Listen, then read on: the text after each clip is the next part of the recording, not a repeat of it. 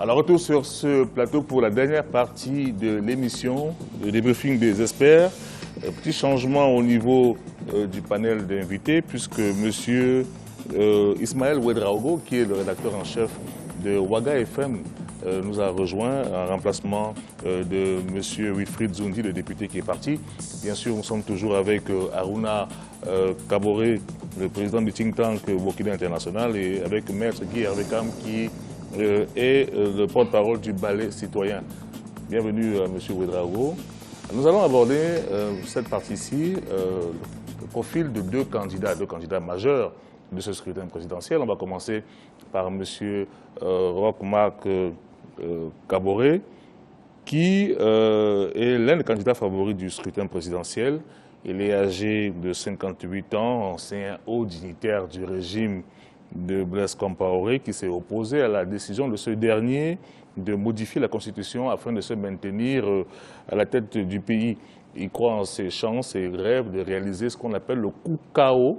C'est très à la mode maintenant, c'est-à-dire remporter le scrutin dès le premier tour avec une majorité absolue. On regarde ce reportage de Wenjem Compaoré. Roch-Marc Christian Kaboré, un haut serviteur de l'État à la conquête de Kosiam. Élu député de la province du Kadiogo en 1991, il est propulsé premier vice-président de l'Assemblée nationale après avoir été réélu en 1997. En 1999, cet ancien cadre de banque devient le secrétaire exécutif national du parti au pouvoir. Après les législatives de 2002 où il siège successivement pour un troisième mandat, Roch-Marc Christian Kaboré se voit porté à la tête de l'Assemblée nationale du Burkina, poste qu'il occupera pendant 10 ans. Aujourd'hui candidat à l'élection présidentielle du 29 novembre 2015, il propose au peuple burkinabé un nouveau contrat social s'il est élu.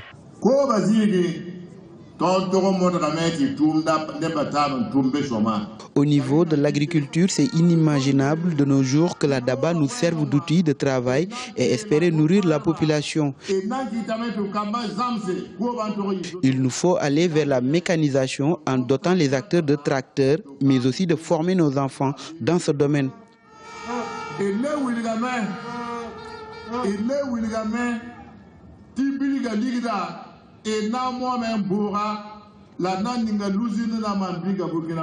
Ancien premier ministre de Blaise Compaoré, Roch-Marc Christian Kaboré a démissionné du CDP et a créé en janvier 2014 le MPP, le mouvement du peuple pour le progrès, avec deux autres de ses compagnons, à savoir Simon Compaoré, ancien maire de la ville de Ouagadougou, et Salif Diallo, ancien ministre sous Blaise Compaoré. Dans son programme de campagne, celui qui a servi plusieurs décennies sous Blaise Compaoré promet de lutter contre le chômage, de l'eau potable pour tous ainsi qu'une gouvernance saine.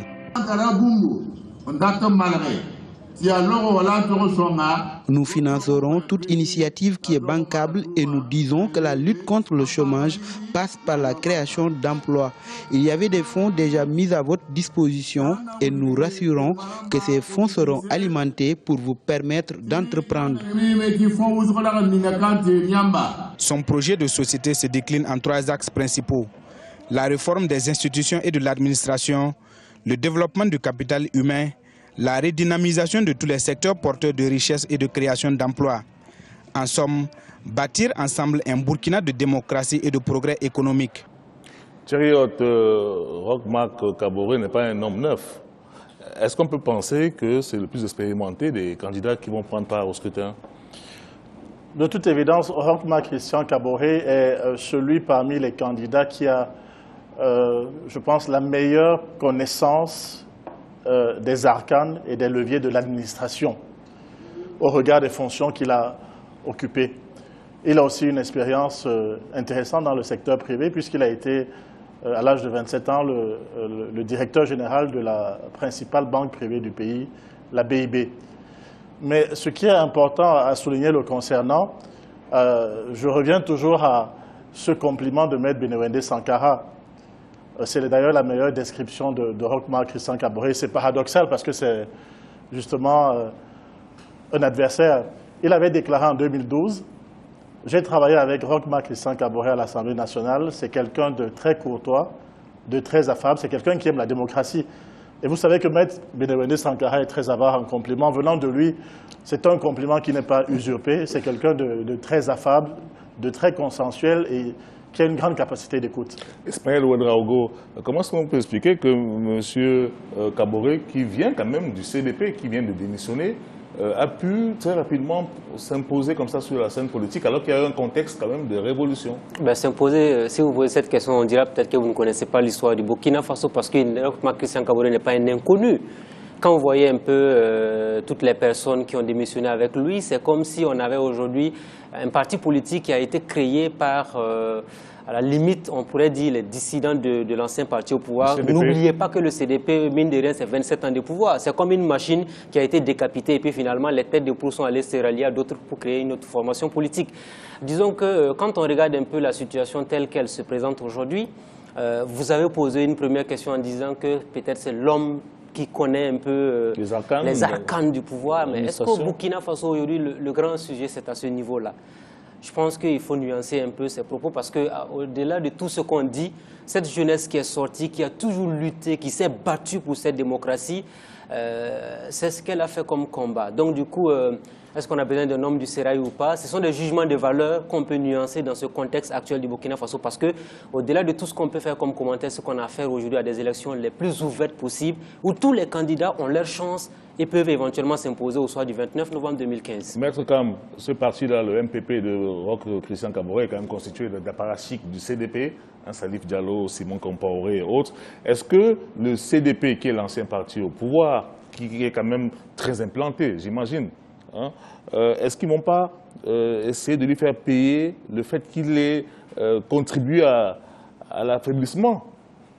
Bien entendu, c'est une tendance, je dirais, humaine. Mais il ne faut pas oublier aussi qu'en politique, il y a les intérêts. Parce que lorsque vous avez cheminé ensemble et qu'à un moment donné, les chemins se séparent, après, il peut y avoir des questions d'intérêt politique. On a vu en fait comment des oppositions se font et se défendent. Donc, à partir de ce moment, peut-être que la réelle politique va parler à un moment donné. Mais je voudrais réagir sur quelque chose que vous avez dit. Comment ce parti a pu s'imposer en si peu de temps? Je dis, mais au fait, ce n'est pas un parti qui est parti de zéro. C'est un parti, Roch Marc Christian est parti avec une partie du CDP. Et donc avec une partie de la machine du CDP. Donc à partir de ce moment, c'est beaucoup plus facile en fait d'avoir un espace. Alors Aruna, Kaboré aussi, hein, c'est un homonyme, je pense. C'est pas la famille. Alors je voudrais juste savoir, il parle de Koukao. Il n'est pas le seul d'ailleurs hein, à parler de Koukao. Donc passer au premier tour. Ouais. C'est possible?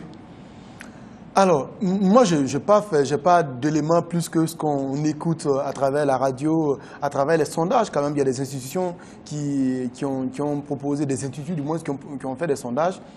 Et si je me base sur ces éléments-là, ça montre clairement que Roch Marc Christian Kaboré fait partie des favoris. Donc, je m'en tiens à ce que j'ai comme élément d'analyse aujourd'hui. Maintenant, nous sommes à la dernière semaine de la campagne. Il y a suffisamment d'autres déterminants parce que quand on parlait de machines, après avoir fait les différents meetings dans les provinces, dans les villes, les partis qui ont suffisamment effectivement de machines, ils vont recourir à ce qu'on appelle aujourd'hui le porte-à-porte. Les gens vont retravailler auprès des clients, le service après-vente après les meetings. Donc j'imagine que c'est les partis qui ont la possibilité donc, de repartir, discuter, convaincre, parler aux gens qui seront en situation effectivement de l'emporter. Les petits partis, ils sont quelque part, j'allais dire, réduits en matière donc, de capacité effectivement donc, sur ces questions-là. On va passer au deuxième portrait. Il s'agit d'un autre poids lourd de la politique burkinabé, Ablassé Ouedraogo, qui lui aussi a fait partie du gouvernement sous l'ancien régime. Et il est parti, il a créé sa formation politique en 2011. C'est un ancien directeur général adjoint de l'Organisation mondiale du commerce. Il est âgé de 62 ans. Il croit en ses chances de remporter, bien sûr, le scrutin présidentiel. C'était un portrait qui est signé de Serge Kofi. Après avoir été fonctionnaire du PNUD, de l'Organisation mondiale du commerce, ministre des Affaires étrangères et parlementaire, Ablassé Ouedraogo veut ajouter une nouvelle expérience à son CV, celle du président du Burkina Faso. Ce fils de cultivateur qui frappe aux portes du COSIAM, le palais présidentiel, se présente sous la bannière de sa formation politique, le Faso autrement. Il défend une ligne libérale dans laquelle il prône le changement et les mutations dans le rassemblement, l'unité et la cohésion de tous les Burkinabés.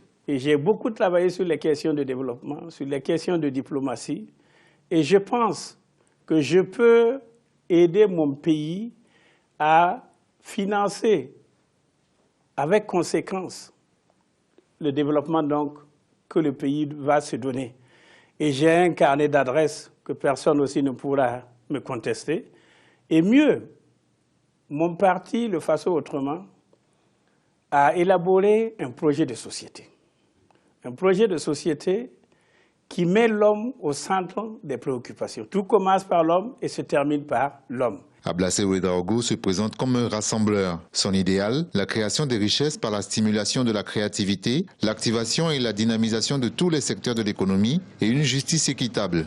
Il n'est pas besoin d'être un charlatan pour comprendre que le candidat Ablassé Ouédraogo est le candidat qu'il faut à la tête du Burkina Faso après l'élection du 11 octobre.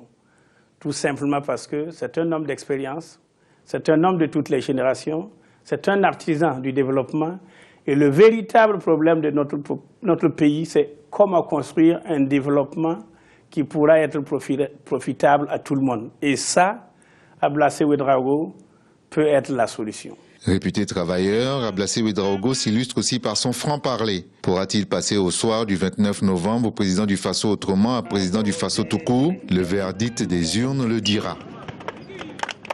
Ismaël Ouédraogo, monsieur Ablassé Ouédraogo, lui, il estime que c'est son principal point fort, c'est qu'il est un homme d'expérience, il est un fils de paysan, il a passé 30 ans sur l'international à régler divers problèmes de développement, de diplomatie, gestion des conflits. Vous savez, moi, je connais pratiquement tous ces candidats à la présidentielle. Souvent, quand je les entends parler, ils me font sourire. Je vous le dis pourquoi, parce que j'ai l'impression que certains oublient que ce sont des jeunes qui ont fait tout ce travail, qui sont candidats aujourd'hui, et puis ils s'enorgueillissent avec joie et plaisir. Ils se délectent des mots qu'ils emploient lors des meetings, lors des interviews et tout. Mais ils disent que c'est eux qui étaient en train de coordonner aussi ils votre peuvent action dire tout sur ce le qu'ils terrain. veulent, mais vous savez aussi, l'histoire est écrite. Les 30 et 31 octobre, on sait comment les choses sont passées. Si on devait s'en tenir qu'à certains leaders de l'opposition politique, Blaise Compaoré serait toujours au pouvoir. La réalité des choses aussi est là. Ce que je veux dire par là, c'est que on va toujours nous chanter cela. Nous sommes un homme d'expérience, je suis celui-là qui a tout ce qu'il faut pour être le président du Faso. Mais je dirais aussi que aucun fils du Burkina Faso n'est moins intelligent pour diriger ce pays-là.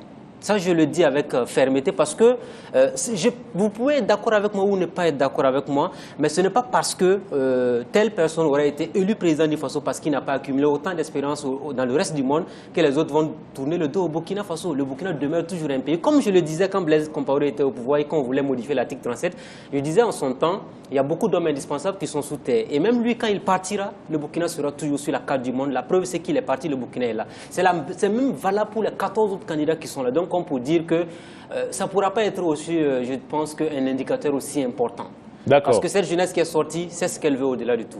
Thierry Haute, par rapport à son long passage à l'étranger, il a longtemps vécu à l'étranger. Moi, je voudrais surtout insister sur son principal trait de caractère. Il a un franc-parler décapant. Tout récemment encore, il s'est illustré, si vous l'avez entendu, il a dit au Burkina Faso, nous sommes médiocres, nous sommes mesquins, nous sommes méchants, sauf lui, bien entendu, car Ablassé Ouédraogo, c'est un peu le Didier Reynders de la politique locale. Il parle de lui à la troisième personne. Ablassé Ouédraogo a fait ci, Ablassé Ouédraogo a fait ça.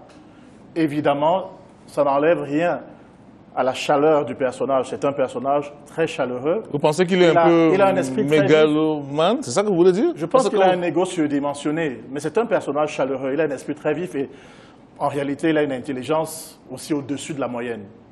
Ben justement, il a longtemps vécu à l'étranger et quand il communique, il y a des polémiques qui se créent. Il n'y a pas très longtemps, en communiquant dans, je crois, c'était un magazine, un hebdomadaire panafricain, il a dit qu'il était bien placé pour remporter la présidentielle en raison de ses origines ethniques et ça a créé quand même un buzz, Maître Kam, dans le pays. Oui, ça a créé un buzz parce que ça a touché à un élément fondamental de ce pays, c'est que le Burkina est un pays où il n'y a pas de différence ethnique. Je dis toujours, quand je vais au cimetière, Je suis impressionné de voir une tombe de catholiques à côté d'une tombe de musulmans et d'une tombe de... Il y a rare de pays qui font ça. C'est pour dire que cet élément que Ablassé a présenté comme étant un point fort ne l'est pas dans notre pays, et heureusement. Et d'ailleurs, quand il parle aussi du fils de paysan, au fait qu'il n'est pas fils de paysan, on peut le dire au Burkina Faso. Ce n'est pas sur ces éléments-là qu'on va voter quelqu'un, encore moins sur son carnet d'adresse. Les populations burkinabées qui votent, franchement, ils n'ont rien à foutre avec votre carnet d'adresse. Ce qui les intéresse, c'est qu'est-ce que vous leur proposez. Et je pense que c'est ce travail-là que Ablassé, qui est présenté comme étant un homme hyper intelligent, manque de faire et qui peut jouer de tout. Surtout que c'est quelqu'un qui, contrairement à ses principaux les rivaux, il n'a pas de machine électorale. J'ai dit que Ablassé, quand il était en politique, il était venu comme un technocrate, donc pas comme un homme politique. Donc, il vient du CDP, mais il n'a jamais été un politicien, un baroudeur politique du CDP. Et d'ailleurs, il a toujours été contesté là-bas. Donc aujourd'hui, il doit se construire sur quelque chose d'autre et avec plus de difficultés parce que lui n'a pas cette machine-là qui a un niveau national pour lui permettre d'être élu. C'est d'ailleurs, aux dernières élections, il n'avait qu'un seul député, c'était lui et dans son village. Justement, Kaboré, lors de tergiversations qu'il y avait, est-ce qu'il faut dissoudre le RSP, est-ce qu'il ne faut pas le dissoudre, il a eu une position qui était plus ou moins ambiguë. Là, je parle avant le coup d'État. Hein? Il a dit que bon, il fallait réformer l'armée en général et que bon, le RSP, il fallait voir, mais il ne fallait pas forcément le dissoudre. Oui, je vais dire un mot là-dessus, mais avant, je voudrais indiquer que nous avons lancé au niveau de Burkina International une campagne qui s'appelle le Faso d'abord, pour parler de la primauté des valeurs républicaines sur tout le reste. Maître Kam, ici présent, et moi-même sommes signataires d'un appel à la retenue qui a été fait donc, avant le début de cette campagne avec d'autres intellectuels pour dire aujourd'hui au Burkina Faso, il est hors de question qu'on utilise des arguments ethniques, religieux et pour pouvoir battre campagne parce que c'est interdit par la Constitution et mieux par le code de bonne conduite qui a été signé par tous les candidats. Donc ça vaut pour Ablassé et ça vaut pour tout le monde. Et c'est d'ailleurs pour cela que nous interpellons les uns et les autres là-dessus, enfin cette campagne-là. En ce qui concerne évidemment la question de la dissolution du RSP, mais quand même indiqué que le rapport de 99 du Collège des sages demandait la dissolution. Les revendications des syndicats, de la société civile sur la question de la dissolution, elle est vieille comme d'autres revendications. Seulement, lorsque vient le moment de poser le problème sur cette transition-là, oui, bon nombre de politiques ont eu beaucoup de calculs là-dessus.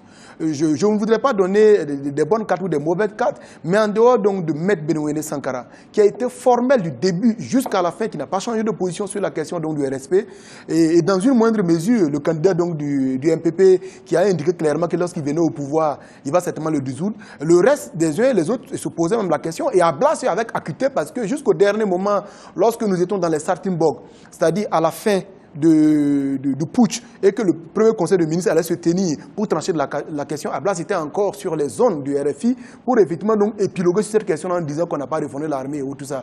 Donc nous, on le parle franchement et les populations devraient voir effectivement ceux qui le voient à chaque fois lorsque des questions fondamentales comme l'armée qui doit être républicaine est posée, des gens ont régulièrement le voyer. Voilà. Alors pour terminer, je vais terminer avec vous, Ismaël Ouedraogo. J'ai l'impression quand je vous entends que vous ne voulez pas que la révolution que vous, les jeunes, vous avez menée soit récupérée par des personnalités qui ont frayé avec l'ancien régime.